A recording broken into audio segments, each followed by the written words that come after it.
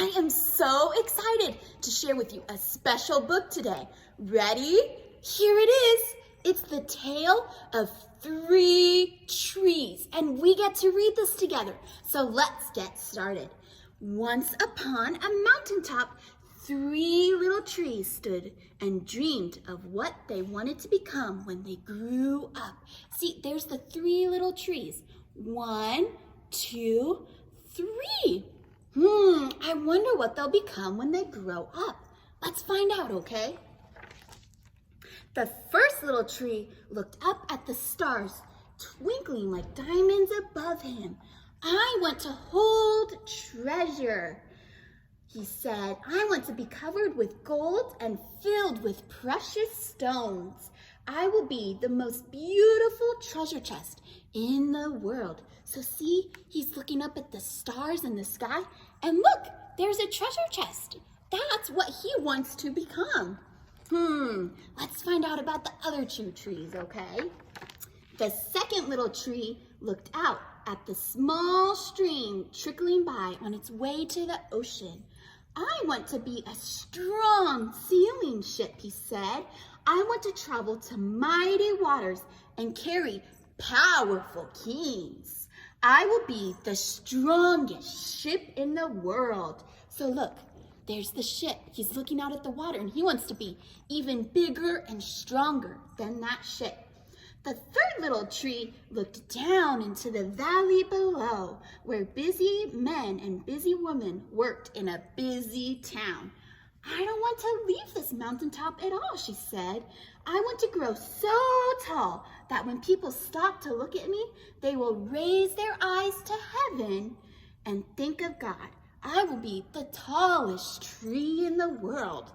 Do you think those 3 trees became what they wanted to? Well, let's keep reading. I think we'll find out, okay, friends?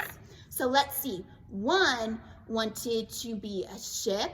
Another one, the first one wanted to hold treasure. And the last one wants to be the tallest tree in the world. Let's see if they become those things, okay? Years passed. The rains came, the sun shone, and the little trees grew tall and taller and taller. Look, they're so tall you can't even see them. See how tall they are? And one day, 3 woodcutters climbed the mountain. Wonder what happens. The first woodcutter looked at the first tree and said, "This tree is beautiful. It is perfect for me." With a swoop of his shining axe, the first tree fell. "Now I shall be made into a beautiful chest," thought the first tree. "I shall hold wonderful treasure."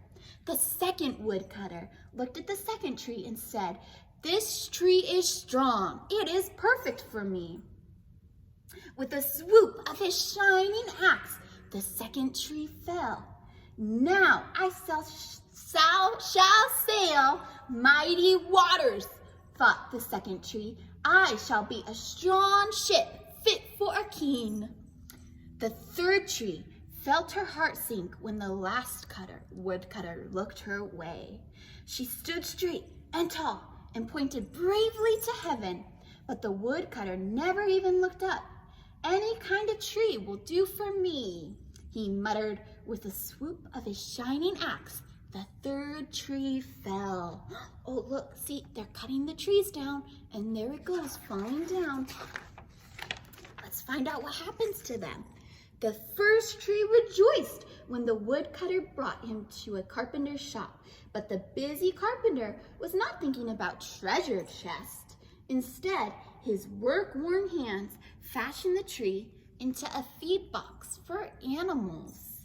The once beautiful tree was not covered with gold or filled with treasure. He was coated with sawdust and filled with hay for hungry animals. That's not what he thought he was gonna be at all. He wanted to be a treasure chest to hold some of the best things in the world. But instead, he was gonna hold food for the animals. Wonder what happens to the other trees. Let's find out. The second tree smiled when the woodcutter took him to a shipyard, but no mighty sailing ships were being made that day. Instead, the once-strong tree was hammered and sawed into a simple fishing boat. Too small and too weak to sail on an ocean or even a river. He was taken to a little lake. Every day he brought in loads of dead, smelly fish. Ugh. That's not sailing across the big oceans or taking kings on great adventures. Instead, he got to carry smelly fish. I wonder what happens to the third tree. Let's find out. The third tree was confused when the woodcutter got her into strong beams and left her in a lumber yard. What happened? The once tall tree wondered. All I ever wanted to do was stay on the mountaintop and point to God. See, she's just in a lumber yard. She's not being used for anything yet. Guess what? The story gets way better. There's a baby in it. Do you guys see the baby? Let's find out why there's a baby in our story.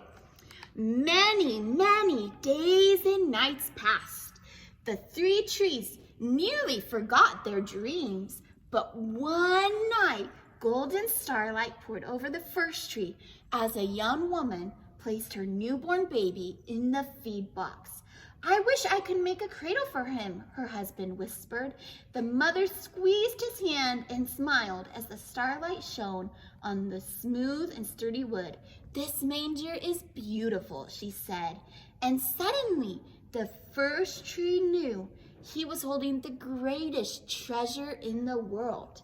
See, that's not an ordinary baby. That's baby Jesus, the one and only Son of God, the best treasure in the world. Oh, look, there's a storm.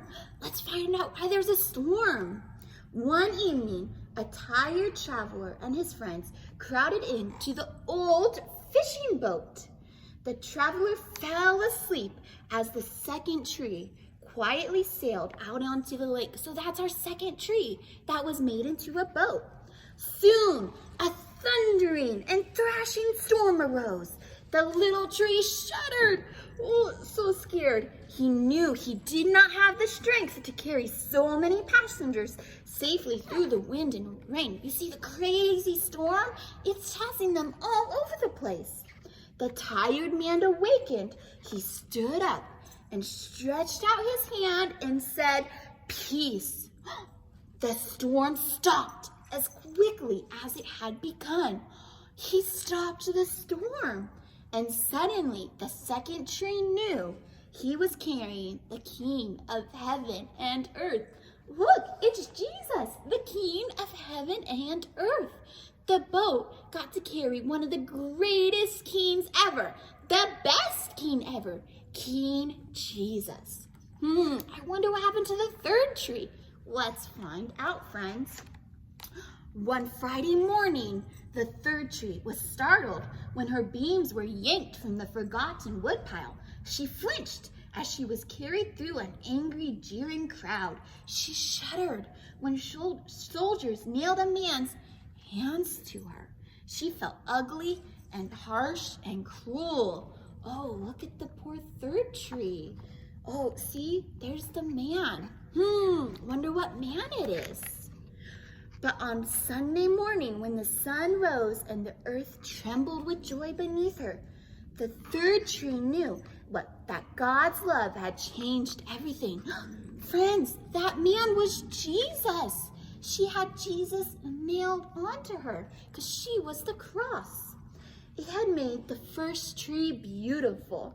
It had made the second tree strong. And every time people thought of the third tree, they would think of God. That was better than being the tallest tree in the world. The third tree wanted to point to God, and she did, because she had God on her. So when people saw her, they would think of God and be reminded of him. So that is what made her the better, tallest tree in the world, friends. I hope you guys enjoyed this story, and you can read it too, okay, friends? That was the tale of the three trees. What a great story about Jesus, because it wasn't just about trees. No, it was also about Jesus. Friends, I hope you guys had so much fun reading this with me, and I'll see you again soon. Bye.